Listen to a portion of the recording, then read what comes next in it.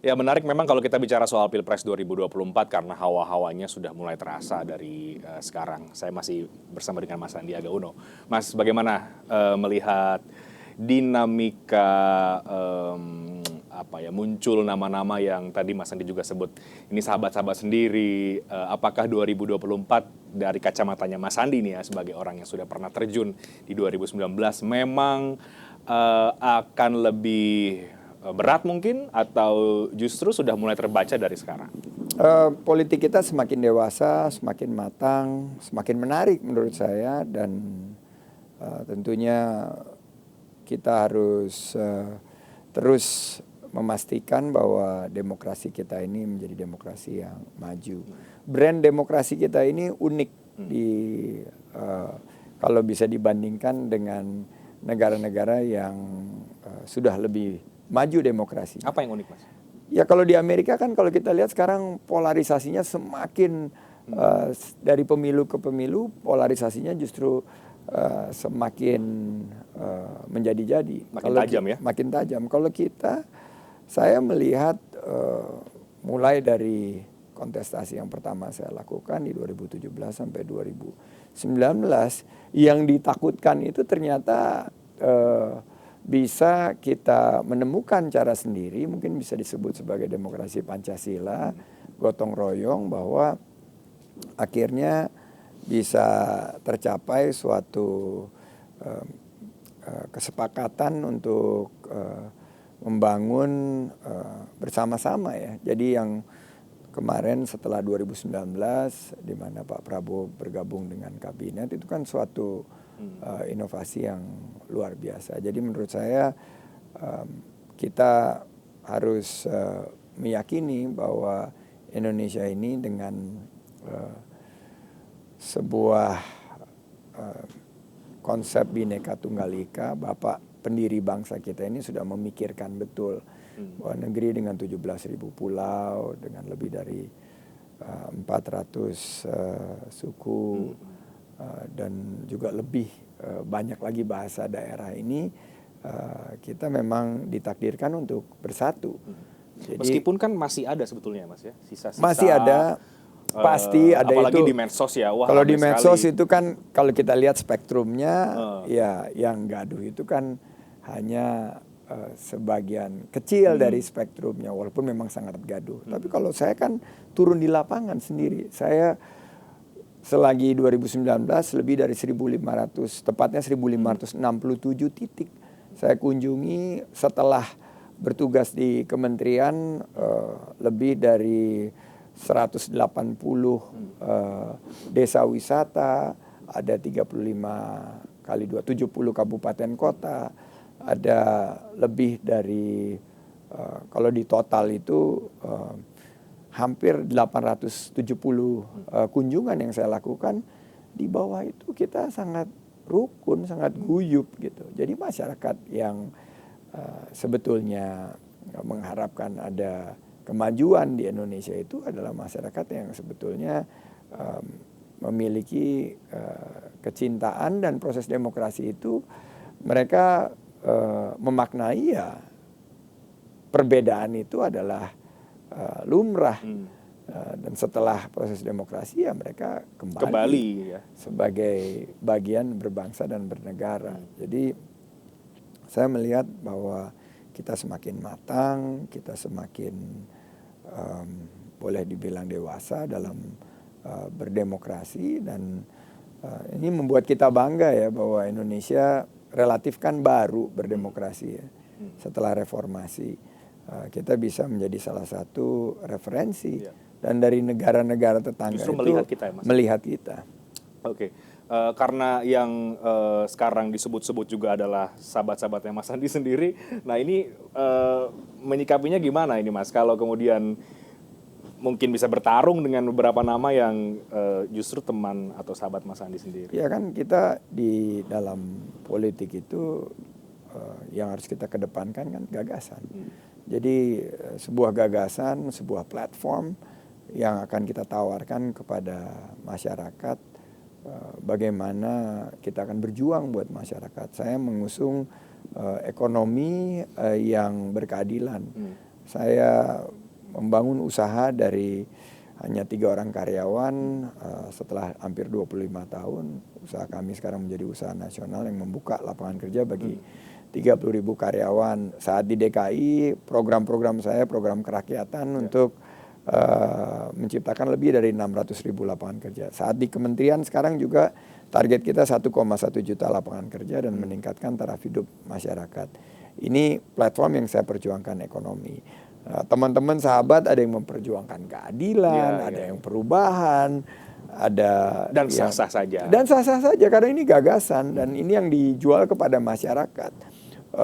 Tentunya masyarakat yang nanti akan menilai dan segala strategi dan segala mungkin inovasi, kolaborasi yang akan hadir ke depan ini akan menjadi bagian daripada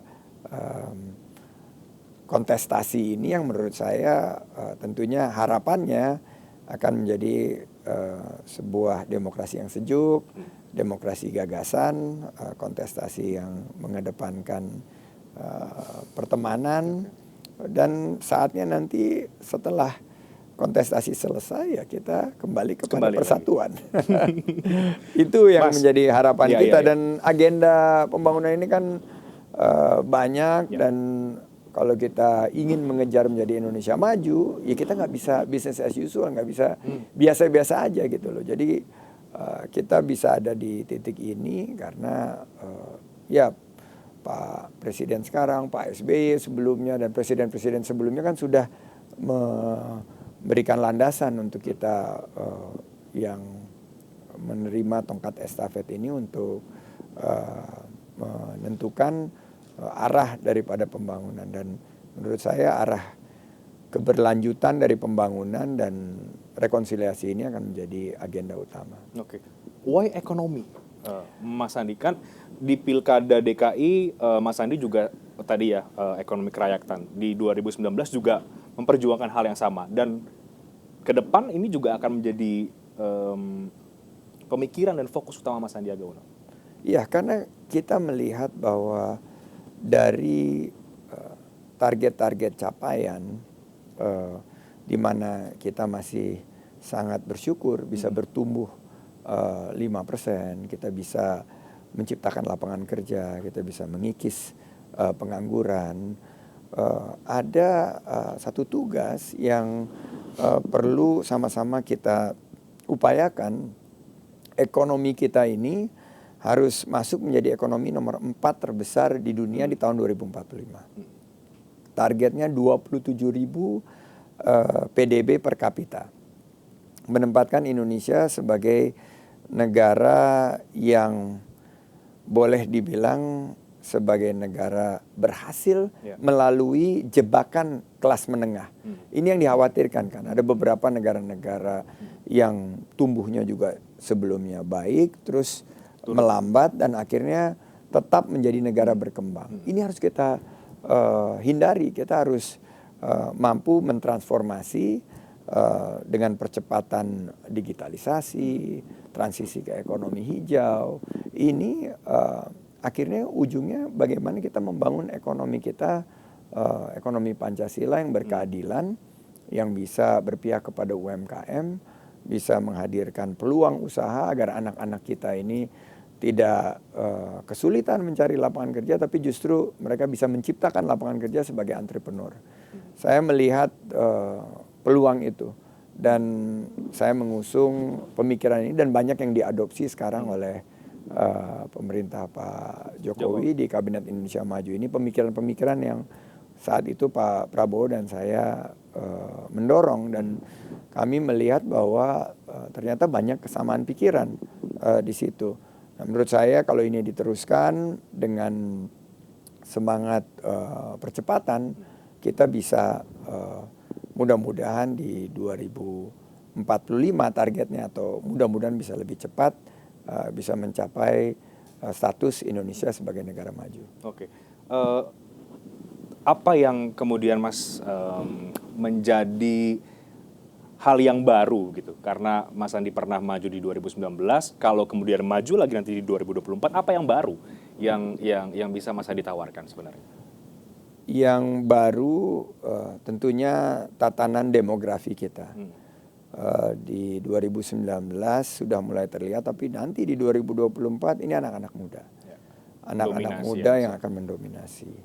Dulu ini cuma di awal-awal emak-emak, tapi di 2024 emak-emak akan mengambil peran yang sangat penting. Anak-anak muda dan perempuan-perempuan hebat Indonesia ini akan lebih mengambil peran yang penting dalam penentuan kepemimpinan yang akan datang. Saya bertemu dengan mulai dari Ibu Nurjana yang berjualan nasi uduk, bagian daripada ekonomi kreatif kuliner, sampai kepada Beli Agung di Bali yang menjual kerajinan tangan kria, juga subsektor ekonomi kreatif. Ini mereka menantikan keberpihakan pemerintah untuk mendigitalisasi usahanya mereka, dibantu pemasarannya, disentuh pembiayaannya, dan target kita dengan beberapa program kerakyatan seperti Gerakan Nasional Bangga Buatan Indonesia ini sudah berhasil mendorong lebih dari 20 juta UMKM kita yang masuk ke ekosistem ekonomi digital dengan target akhir 2023 30 juta. Nah, kalau kita lihat Indonesia bisa bertumbuh 2% lebih cepat dari pertumbuhan ekonomi sekarang. Kalau kita juga berpihak kepada produk-produk lokal, jadi kita benar-benar mendahulukan bukan hanya bangga buatan Indonesia, tapi beli produk ekonomi kreatif lokal dan pakai, itu kita bisa menciptakan 2 juta lapangan kerja baru. Bayangkan para UMKM yang tadinya terseok-seok, mereka bisa naik kelas, mereka bisa membuka peluang usaha, dan tadinya yang boleh dibilang menjadi pengusaha itu secara keterpaksaan karena dia nggak mendapat pekerjaan, mereka akhirnya bisa menjadi pengusaha-pengusaha yang skala bisnisnya sudah menengah, dan yang tadinya bekerja informal bisa bekerja formal, bisa menjadi ahli di bidang masing-masing, di bidang coding, programming, mereka bisa menciptakan games. Ini yang menjadi mimpi kita bersama, dan saya yakin 2024 gagasan-gagasan untuk merealisasikan itu yang akan menjadi poin yang sangat penting untuk disikapi, disampaikan, dan nanti biar rakyat yang memilih. Nah, Mas, kalau kita bicara politik ya, Mas Sandiaga Uno, beberapa kali presiden disebut-sebut memberikan kode, memberikan sinyal-sinyal dukungan. Nah, menurut Mas Andi sebetulnya itu sah-sah saja, atau bagaimana Mas Andi melihat sinyal-sinyal yang diberikan oleh presiden itu? Tapi kita break lagi, Mas. Kami segera kembali sesaat lagi.